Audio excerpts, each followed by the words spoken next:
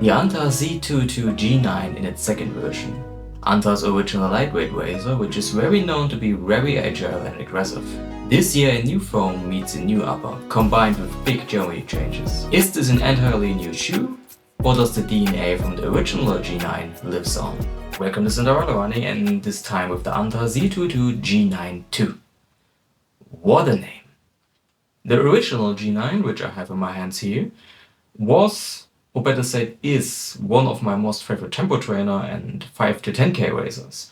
For everything more, I think, at least for me, it lacks a little bit of cushion and definitely stability, but for those shorter distances, this is probably one, if not the most aggressive shoe I know. Maybe the Hoka Zero X series comes close, but it's not really comparable. So I was very excited what Anta does this year, since they basically changed the entire lineup. Do they keep the DNA? Everything new, everything different?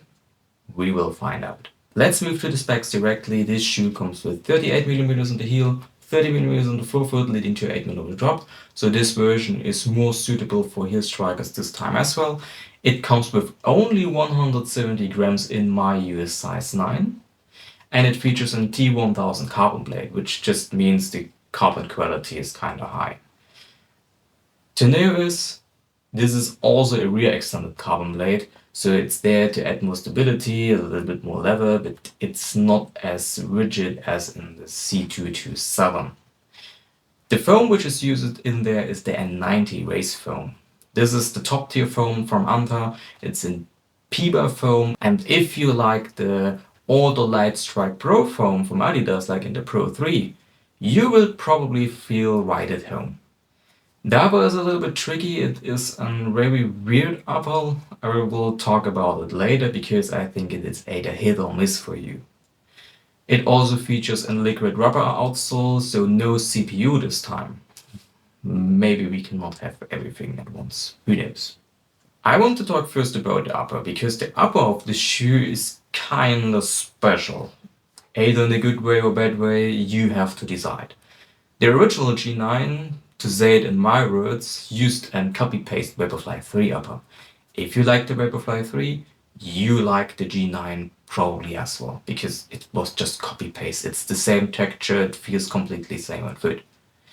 So in the G9 2, they made everything new. And hold your beer, hold your tea, whatever you're drinking. According to official informations, they use synthetic leather with TPU. I've never heard about that before, I've never seen it before, and it is either hit or miss for you. It feels nice on foot, I have to give it, but it has absolutely zero, nada, null breathability. Like, none. I even poured water on it just to see, and it took like 3 to 4 seconds till it was soaked and the water was not coming through, but it got wet. Zero breathability. It also feels very cramped. So if you have smaller feet, if you have very slim feet, I think go to size. But if you have wider feet, consider to size half up. But let's move to more interesting things, at least for most people, and that's the ride of the shoe. Before I start, you have to understand where this shoe is coming from.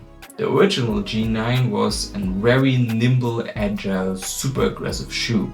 Small platform, very strong forefoot rocker, super strong heel bevel. It was definitely designed for shorter distance racing, 5k, 10k, maybe a half marathon. Some super good runners maybe took it to a marathon, but for the marathon they had two other shoes, which was the Anta C226 Pro, basically more stable, a little bit softer version of the G9, and the C10 Pro, which was something completely else. So knowing from where it comes, you notice immediately that they changed the ride. Firstly, you notice they turned down the heel bevel of the shoe quite a bit. So it's now definitely more suitable for heel strikers, so you get an easier transition into it. The forefoot rocker also got a little bit tamed down, but it's definitely still on the more aggressive side. I have seen some reviews about this shoe who just say one and done and say, yeah, it works for everything. It's good, it does the job done, and it's a very tame and modest ride. I don't think so at all. this is still one of the most aggressive shoes in terms of forefoot rocker. You will notice it. It keeps you rolling. They also increased the size of the midfoot platform, so it's a little bit more stable overall. Not saying this shoe is very stable overall, but it's more stable than the G9. The 90 foam, as already said, is perfectly. They really created something magical again. The previous top tier foam, the Nitro Edge Pro foam, was also top notch. It was super good. But they just decided to create a new foam, which is still in PBA foam, and it is the N90 for racing now. Run Repeat, by the way, an excellent site for shoe reviews, finally tested some Anta shoes. So we have now real data about shock absorption, energy return, yada yada yada. And at least not to my surprise, the N90 foam plays at the exact same level as the top tier foams from Asics, Puma and Adidas. No difference, kind of the opposite. They play on the top 5 level. And I mean top 5 of all shoes they tested. And this was only the training shoes they had there. It's still on the firmer side of the spectrum. This is not a super soft, bouncy shoe, but it's also not a very firm shoe. I think you have a nice middle way of firmness and bounciness. As I said, if you like the older Lightstrike Pro foam, you will probably feel right at home. But I have to say, after like 20, 30, maybe 40 kilometers, this shoe broke a little bit in, so the foam became a little bit softer, had a little bit more sink in, a little bit more bounce. It didn't feel as harsh anymore as I ran it brand new. So what they did with this shoe is they increased the stability a little bit, not much, but better than nothing. They turned down the very aggressive forefoot geometry in the heel bevel, just a little bit, but definitely noticeable if you have the G9 in comparison. And they made the foam a little bit softer.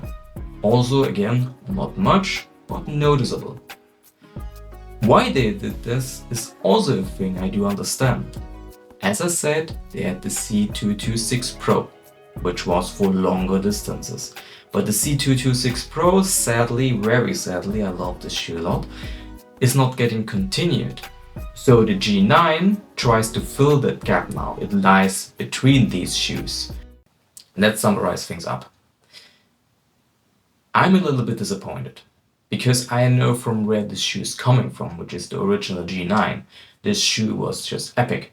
It was nimble, super aggressive. When you stand in the shoe, it was screaming and barking at your feet, wanting to throw you forward. Super fun to run in.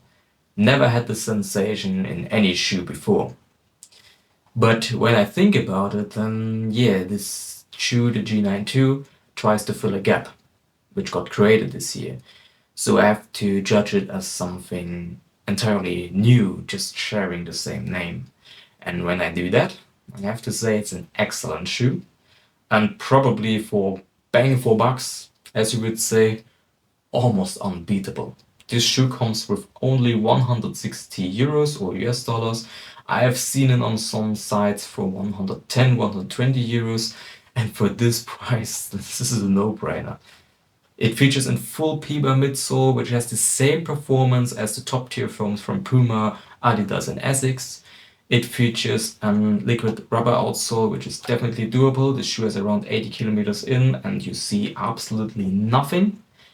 But as I said, the upper of the shoe is hit or miss. Feels very cramped and there is not a little bit of breathability. Not on the very stable side of the spectrum as well, and the ride is kind of rolling. You have a little bit bounce, but it's more on the rolling side. If you do like that, go for it. I think no-brainer, as I said. Short distance racings for sure, tempo trainings for sure. Marathon, I would probably not take it for a full marathon, but it's up to you. I cannot decide that. So much to the Anta C202 G92. Anta, please never change the names of your shoes. In 10 years we have 20 decades then. I hope you got something out of value from this video. I hope it helps you to consider this shoe or not. Leave a like, leave a comment, subscribe. It would be nice to interact with you guys, and I will see you in the next one.